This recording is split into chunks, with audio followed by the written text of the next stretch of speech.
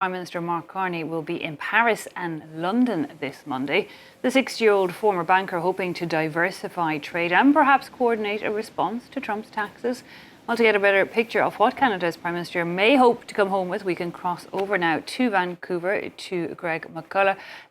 Greg, firstly, choosing to cross the Atlantic for a first foreign trip, is that a new direction for Canadian politics?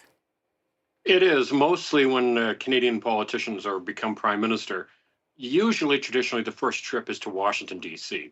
And likewise, when a new president is inaugurated, one of the first people that an American president meets in Washington is a Canadian prime minister. So this is a little bit different. To me, it's kind of going back to basics.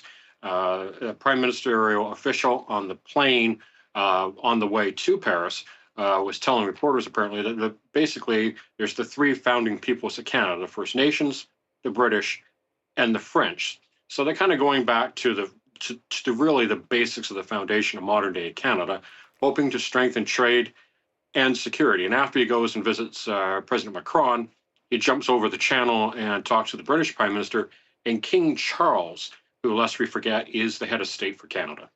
And what do you think, Greg, he's hoping to come home with?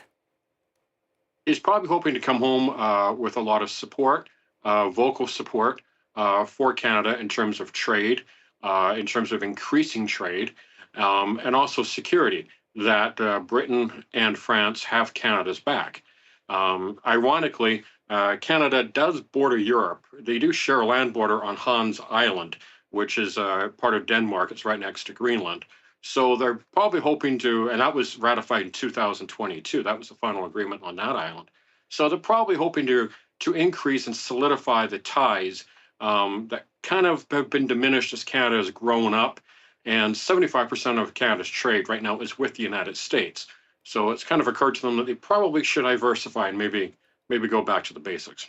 75% of trade with the United States, that's really quite an impressive figure. Are those trade tariffs, is the pinch currently being felt in Canada already?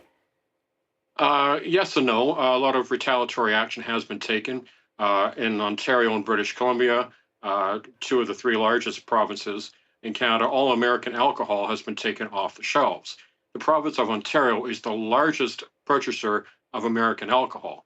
And it's gone. So you cannot find a Budweiser in a public liquor store, for instance. So it's had an effect. A lot of tourists and travel from Canada to the United States. People who are on spring break here in Canada, they're not going to the United States. There's a notable decrease in bookings to the United States, or people canceling. So there's the cultural effect as well.